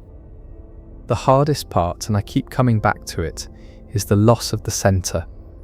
We carry, most of us without noticing, a sense that our own line is the real one and the alternatives are shadows of it, departures from the true story that is ours. The counting dissolves that. There is no true story. There is no main line with variations hanging off it. There are only the arrangements, all equally real, each feeling from the inside like the one that counts. The version who got the worse role is not a sad alternate to your real self. They are a self, as full and as central to themselves as you are to you, living the one life they have, which happens to be the harder one. You are not the original they failed to be. You are just another of them, holding a better hand, with no more claim to being the real one than they have. The measure problem is worth one more pass, because it is where the comfort and the horror both run aground, and it is genuinely unsolved rather than merely hard. The natural question, once you accept the copies, is which one am I likely to be? Which outcome should I expect? Am I more probably in a world that turns out well, or one that turns out badly? To answer that, you would need to take the number of good versions and divide it by the total number of versions and read off a fraction. But every one of those counts is infinite. There are infinitely many versions where it goes well, and infinitely many where it goes badly. And infinity divided by infinity is not a number, it is a question without a settled answer. Mathematicians can sometimes coax a meaningful ratio out of infinite sets by choosing carefully how to count them, but the choice changes the answer, and there is no agreed right choice for the universe. So when people reach for the warm version of this idea and say surely most versions of me are fine, the honest reply is that the word most has quietly stopped meaning anything. We do not know how to count which fate is more common across an infinite spread of copies, and it is not clear the question even has an answer waiting to be found. But notice what we have been quietly assuming through all of this: the better selves and the worse ones, the living earths and the dead. We have been assuming the copy is out there to be reached, or at least to be real in a way that touches us. And there is a question we set down a while ago and have not picked back up. The nearest copy sits at a finite distance. Why then can I keep saying with such confidence that you will never reach it, that no signal will ever pass, that the isolation is total and permanent? A finite distance sounds like something that could, with enough time, be crossed. The reason it cannot is the next thing, and it is the coldest fact in the whole video. The space between you and the nearest copy is expanding, and it is expanding faster every year. That single fact is what turns a finite distance into a permanent wall. It is not that the other you is too far to reach in a human lifetime, or in the lifetime of a civilization. It is that the gap is growing faster than anything could ever close it, and the growth is speeding up, so the wall is not just standing there, it is getting higher. Start with the expansion itself, because it is easy to get wrong. Space is not expanding into something, and the galaxies are not flying apart through space like fragments from an explosion. Space itself is stretching, everywhere at once, and the stretching carries the galaxies along with it. Between any two distant points, new space is constantly appearing, and the farther apart the 2 points are, the more space lies between them. And so the faster they draw apart. This is the key. The recession is not the same everywhere. It scales with distance. Two nearby galaxies drift apart slowly. Two galaxies very far apart drift apart very fast, because there is so much stretching space between them, all of it growing at once. Now follow that to its limit. If the rate of separation grows with distance, then there is a distance at which 2 points are being carried apart from each other as fast as light travels. And beyond that distance, they are separating faster than light. This does not break any law of physics, because nothing is moving through space faster than light. It is space itself that is growing, and space is under no speed limit. But the consequence is absolute. If a region is being carried away from you faster than light, then light leaving it cannot make headway against the expansion. A beam aimed at you from out there loses ground faster than it gains it. It will never arrive. That distance where the expansion outruns light marks a second boundary around us, closer in than the edge of sight. It is called the cosmic event horizon, and it sits about 16 billion light years away. Sit with the difference between the two boundaries, because it is the heart of the matter. The edge of the observable universe, the one we started with at 46 billion light years, is the limit of what we can see, the farthest light that has managed to reach us. The cosmic event horizon, at about 16 billion light years, is something harsher. It is the limit of what we can ever affect or ever be affected by. From this moment on, anything past the event horizon is receding too fast for any signal we send today to ever catch it. and too fast for any signal it sends today to ever catch us. The first boundary is about the past, about what light has had time to deliver. The second is about the future, about what can still be reached. And the second is much closer than the first. The nearest copy of you, at 10 to the power of 10 to the 29 meters, is not just past the edge of sight. It is past the event horizon by a margin so enormous that the words barely hold. It was never reachable. From the first instant the universe existed, that copy and this one were already on opposite sides of a line that no signal could cross. There is no era in the history of the universe, past or future, in which a message could have passed between you and the nearest other you. The isolation is not a feature of how far away it happens to be tonight. It is built into the structure of an expanding universe. The copy is real, and it has always been, and will always be, absolutely beyond contact. And here is the part that makes it worse instead of better, the part that should genuinely unsettle you. The event horizon is not holding still. As the expansion accelerates, driven by the thing we call dark energy, the horizon is closing in the sense that more and more of the universe is being carried across it, out of reach, never to return. Galaxies that we can see right now, whose light is reaching us tonight, are crossing that line as we watch. Their light is stretching redder and dimmer as the space it crosses grows, and at some point in the future it will stretch so far that it fades to nothing, and they will simply wink out of our sky, not because they died, but because the space between us grew too fast for their light to keep arriving. One by one, over the long future, the distant galaxies are leaving. The set of everything we could ever reach is not filling up over time, it is emptying out. What drives this is dark energy, and I should be honest that we do not fully understand it.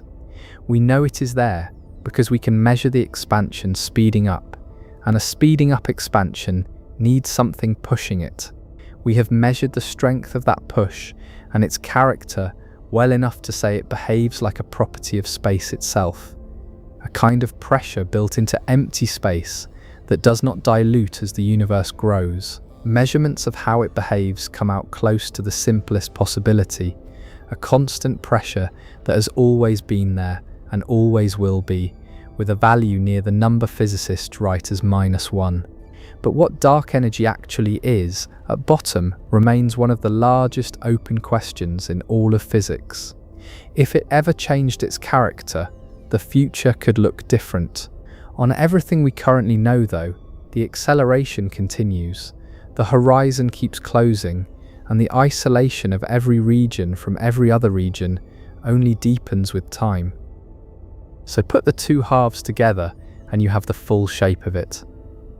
The copy is real, sitting at a finite distance out past the edge, and the copy is unreachable, not by accident of distance, but by the deepest structure of an expanding universe, sealed off by a horizon it has always been beyond, in a universe that is carrying everything farther from everything else with every passing year, real and permanently out of contact, existing and forever sealed away. That is the true relationship between you and the nearest other you, and no amount of time and no advance in technology can ever change it.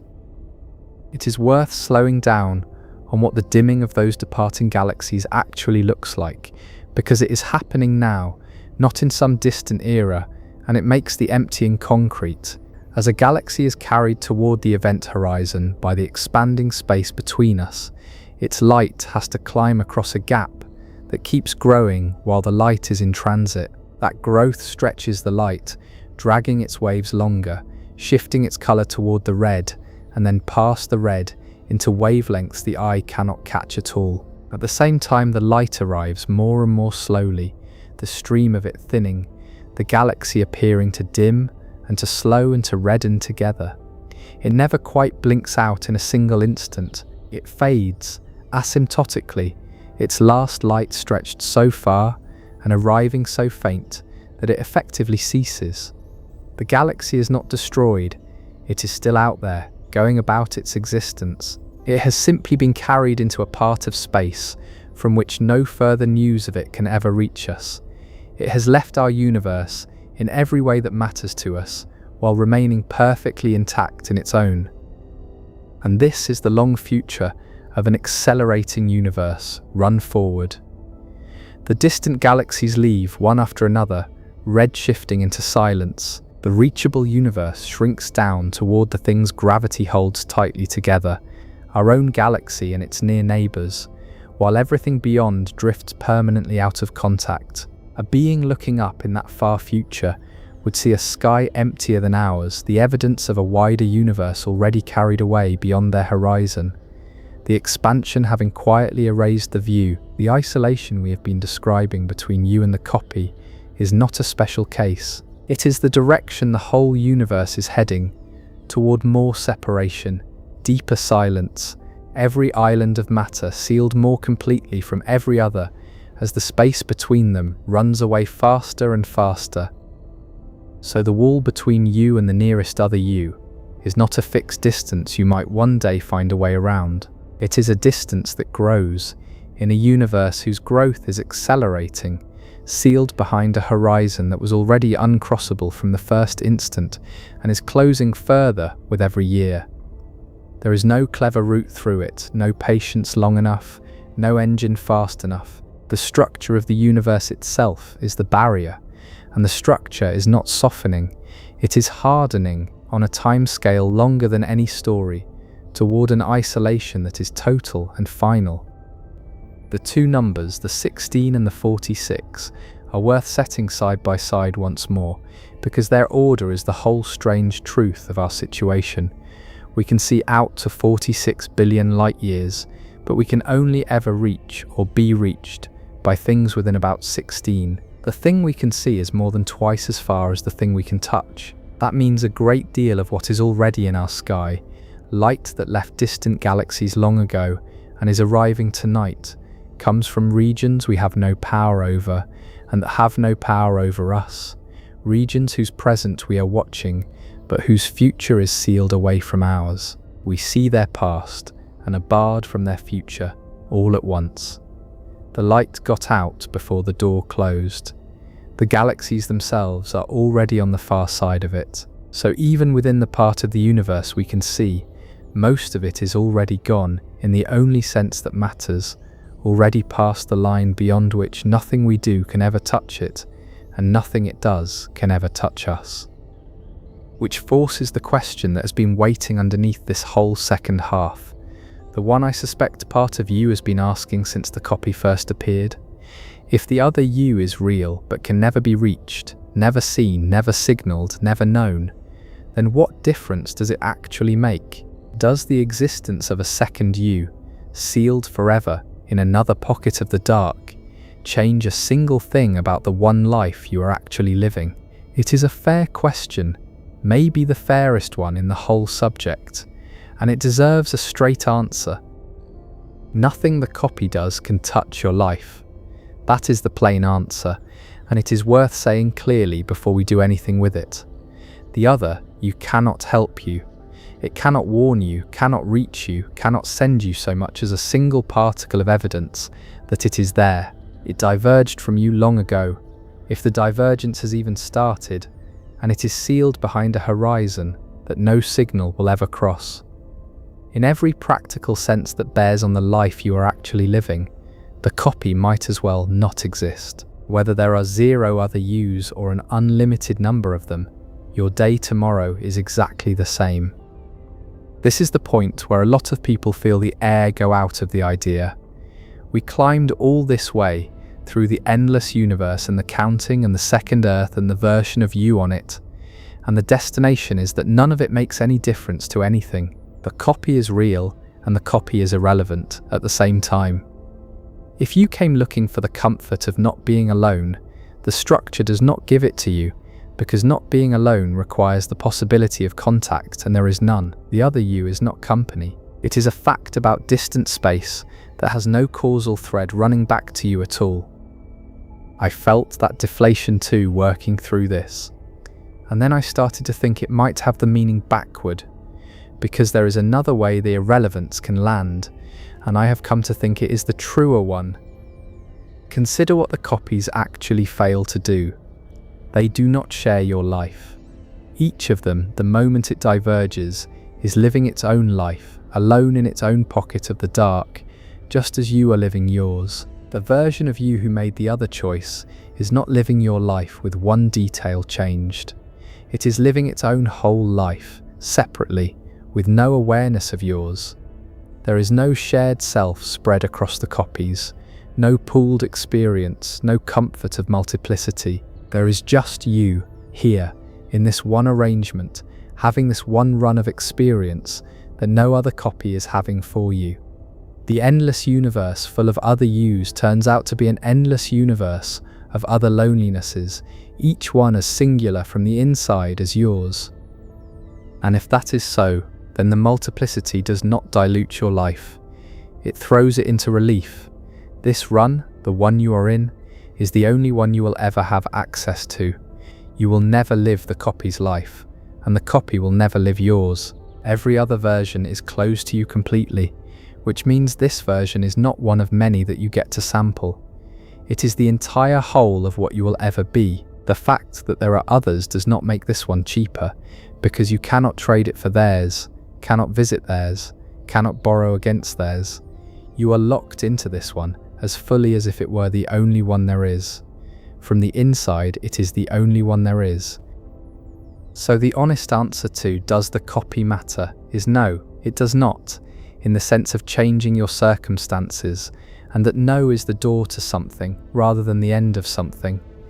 The copies cannot reach you, which is the same as saying this life is wholly yours and wholly unrepeatable to you. The universe does not provide a backup that you will ever step into. It provides for you exactly one life, sealed off from all the others by the same horizons that seal the copies away from each other. The count out there does not touch the weight in here. If anything, it presses on it, because it makes plain that the singular feeling of this one life, the sense that it is the only one and that it matters, is not an illusion to be corrected by the existence of copies. It is the literal truth of your situation. There are others, and you will never be them, and so this is the one that counts. I do not want to oversell that into a comfort the facts cannot bear, because that is exactly the move this channel does not make. The copies being real does not make your losses less real, does not bring back what this version has lost on the grounds that some other version kept it, because that other version is not you in any way you can reach, and its keeping is not your keeping. The grief stays, the stakes stay. Nothing out there reaches in to fix anything in here. What changes, if anything changes, is only the frame. You are not a rough draft with the real version living somewhere better. There is no real version. There is only this one, occurring, feeling like the only one because for you it is. It is worth being precise about why not being alone fails to follow from the copies, because the failure is exact and it is the hinge of the whole question. Company, in any sense we actually mean it, requires some thread of contact, the possibility of being affected by the other, and of affecting them in return. A friend a few steps away is company because a word can cross the gap. A voice on a line is company because the signal arrives. The copy offers none of that. No word will ever cross to it. No signal will ever arrive, in either direction ever, by the deepest structure of the universe. So whatever the copy is, it is not company. It is a being that is exactly like you and that you are, by the laws of physics, more cut off from than from anything else in existence. The sameness does not reduce the distance. It runs alongside it, untouched by it. And once you see that the copies cannot be company, the supposed comfort of multiplicity comes apart in your hands, and something else is left in its place. The endless universe is not full of a shared you, spread thin across many worlds, taking turns at different lives. It is full of separate yous, each one sealed in its own pocket, each one as alone in its own run as you are in yours. Multiplicity does not pool the loneliness and divide it among the copies. It multiplies the loneliness, one full measure of it per copy. each living its single sealed life with no access to the others. There is no version of you out there carrying part of the load. Every version carries the whole of its own, by itself, exactly as you carry yours. Which is why I have come to think the irrelevance of the copies points, in the end, back at this life rather than away from it. If you cannot reach the others, cannot live them, cannot trade this one for a better one out there, then this run is not one option among many that you get to sample. It is the entire allotment. The whole of what you will ever have access to is this single sealed life, and the existence of the copies, far from cheapening it, is what guarantees it is yours alone and cannot be exchanged. The grief in it stays grief, the hard turns stay hard. Nothing out there reaches in to mend them, but the weight of this one life, the sense that it is the only one and that what happens in it is the only thing that happens to you, turns out to be not a small human illusion against the backdrop of infinity. It turns out to be the plain fact of your position, the most literally true thing about you. I keep testing this against the obvious objection, which is that it sounds like a trick, a way of dressing up bleak news as good, and I do not think it is a trick, because it does not actually ask you to feel better. It only asks you to be accurate. The copies are real, or they are not, and either way they are sealed away from you completely, and either way the life in front of you is the only one your hands can touch. That was already true before you knew about any of this. The copies do not change it. What they do, if you let them, is make it impossible to keep pretending that some realer version of your life is being lived somewhere else, that this one is a draft. There is no realer version. There is no draft. There is this, occurring, and the fact that it feels like the only one is not a small mistake about infinity. It is the most exact description of where you stand. That is as far as the meaning question takes us, and I have tried not to take it a step further than the facts allow, but all of it, every word of the last hour, the second Earth and the divergence and the dead worlds and the horizon and this one life that is wholly yours, every bit of it stands on a single assumption that I told you I would come back to. It is time to come back to it, because if that one assumption is wrong, then there is no second you, there never was, and the whole structure we have built tonight quietly disappears. One word holds up everything we have built tonight, and the word is infinite. Strip the whole structure down to its base, and that is what is underneath it. If space goes on without end, the second you is forced, by counting, beyond any argument. If space is finite, even unthinkably large but finite, then the counting never reaches you. There may be no second Earth at all, no other version reading these words, nothing out past the edge but more of the same single universe, ending somewhere we cannot see. The entire difference between a universe full of copies of you and a universe with exactly one of you comes down to whether that one word is true. And here is the part one have been holding back since the beginning. We do not know that it is. This is the assumption I promised near the start to come back to. Everything, the other Earth, the other you, the distances, the divergence, all of it stands on space being infinite. So now we have to ask, as honestly as we can, what we actually know about that. And the answer is less than the confident first half of this video might have suggested. Here is what we have. We have measured the shape of space by reading the oldest light, and it comes out flat to within a fraction of a percent. That is real, and it is the strongest thing we have, and flat space, in the simplest reading, is endless space. We also have a theory of the early universe, inflation, that predicts space should be flat and should be far larger than what we see, in most versions infinitely larger. Those two things, the measurement and the theory, are what give the infinite universe its credibility. They are not nothing. They are, in fact, quite a lot. If I had to bet, I would bet with them. But betting is not knowing, and the gap between them is exactly where the second you lives or dies. Flat to within a fraction of a percent is not flat exactly, and only exactly flat continued forever gives you the clean infinity, A universe that is very nearly flat could still be finite, closing back on itself so gently that across the whole part we can see it looks flat, the curve only showing on a scale larger than our horizon, which is precisely the scale we cannot measure. The flatness we have is local. It is the flatness of our patch. It does not and cannot tell us what space is doing past the edge, because past the edge is the one place our instruments cannot go.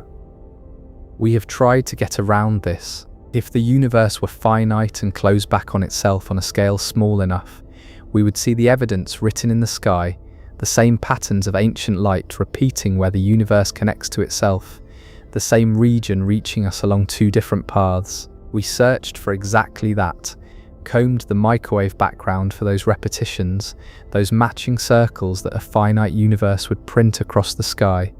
We found nothing, and it would be easy to call that a win for the infinite universe, but it is not quite. All a null result does is push any closing of the universe out past the part we can see. It rules out a small finite universe. It says nothing about a large one. The universe could still close on a scale just beyond our horizon, and we would see exactly what we see, which is no sign of it at all. Absence of the evidence here is not evidence of absence. It only moves the question to where we cannot follow. And then there is the wobble I mentioned before, the one that keeps me from rounding this off to settled. The flat answer is the one you get by combining the microwave background with other measurements. The microwave data on its own, taken alone, leans very slightly the other way, toward a universe that is closed and finite, at a level just strong enough to be annoying and not strong enough to be anything. Some serious people have made a case out of that lean, calling it a tension in the data, a hint that maybe the universe does close after all. The combined result pulls firmly back to flat, and that is the mainstream position, and probably the right one. But the honest record contains that flicker toward finite, and a video that buried it to keep the story clean would be lying to you. The single most important number in the whole subject is consistent with infinite, and has at least once pointed the other way. So where does that leave the second you? It leaves it in a genuinely undecided place, and I think the only honest thing is to hold both answers at once, because we cannot rule out either. If space is truly infinite, then everything in this video is real. The other Earth is out there, the other you is reading this. The dead worlds and the better lives and the worse ones are all spread through endless space, exactly as the counting demands, in numbers without end. And if space is finite, then none of it is. There is one Earth, this one you, this one. The endless field of copies collapses to a single world in a single universe that stops somewhere out beyond our sight, and the loneliness of that is its own kind of weight. Two completely different realities, a universe crowded with yous, and a universe holding only one, and the truth is one or the other, and we do not get to know which. What makes this so hard to sit with is that it may not be a temporary ignorance. It is not obviously the kind of question we will answer in 50 years with a better satellite. The deciding evidence, the shape of space, on a scale larger than we can see, sits on the far side of the only horizon we have, and the horizon is not a technological limit we can engineer our way past. It is built into the structure of an expanding universe. There may be no instrument ever that can reach the information that would settle this, because the information is causally sealed away from us by the same expansion that seals the copies away. We could be standing permanently at the edge of a question whose answer is, in principle, on the other side of a wall we cannot cross. The thing that makes this gap so resistant is that the two pieces of evidence we trust most, the measurement and the theory, both run out at exactly the place the question lives. The measurement of flatness is a measurement of our patch, and a patch can be flat to any precision you like, and still belong to a universe that closes on a scale beyond it, the way a small enough stretch of any curved surface is flat for all practical purposes. The theory, inflation, predicts an enormous and very likely endless universe, but inflation is itself inferred from within our patch, and the versions of it that give infinite space are not the only versions there are. Both of our best guides point toward infinity, and both of them, when pressed for proof, can only speak about the region we can see. They go quiet at the edge, which is precisely where we need them to speak. And the searches we have run to settle it from the inside have come back empty in a way that decides nothing. A finite universe small enough to close within our view would betray itself, the same ancient light arriving from two directions, the sky carrying a repeated pattern, like a signature of a space that joins back to itself. We looked for that signature with great care. It is not there, but a universe that closes just past the edge of sight would leave no signature we could detect, and would look, to every instrument we have, exactly like an infinite one. So the empty search does not deliver infinity, it only rules out the smallest finite universes, and leaves every larger possibility standing, finite and infinite alike, indistinguishable from where we sit. What unsettles me most is that this may not be a gap that closes. We are used to open questions in science being temporary, the kind a sharper instrument or a cleverer experiment eventually answers. This one may not be that kind. The evidence that would settle whether space is infinite lies, by its nature, on scales larger than the part of the universe we can ever observe, and the boundary of what we can observe is not a limit of our technology, but a limit built into an expanding universe, hardening with time. It is entirely possible that the answer to the largest question we have asked tonight, whether there is one of you or an unlimited number, is permanently sealed on the far side of a horizon that no instrument will ever cross, and that the honest human position on it is not yet, but never, a question we are built to ask and not built to answer. So we arrive, after everything, not at an answer but at a fork, and I think the most honest thing I can do is refuse to pretend it is anything else.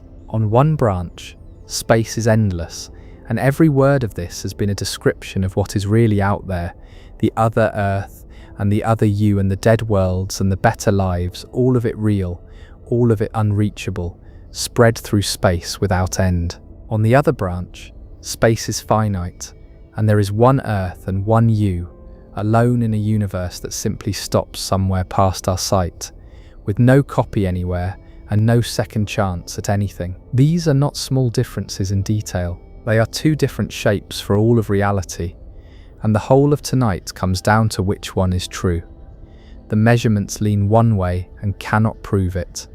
The theory leans the same way and cannot prove it either, and the evidence that would decide it sits behind the edge we started with, the boundary of what we can see, which has turned out all along to also be the boundary of what we are allowed to know. So this is the fork the whole video has been walking toward, and there is no trick that resolves it. Either you are one of an unlimited number, scattered through endless space, real and unreachable and beyond counting, or you are the only one there is, alone in a finite universe, with no copy anywhere. Both are enormous, both are consistent with everything we can measure, and the line between them runs right through the edge we started with, the boundary of what we can see, which turns out also to be the boundary of what we can ever know. I keep coming back to the edge. When I started looking into this, I expected the strange part to be the other Earth, the other version of me out there living a life I will never get to watch. But the part that stays with me is quieter than that. It is that we cannot tell. If space goes on forever, then the other you is as real as you are, repeated more times than there are atoms in everything we can see, and you will never reach a single one of them. And if space does not go on forever, then there is no other you at all, and there never was.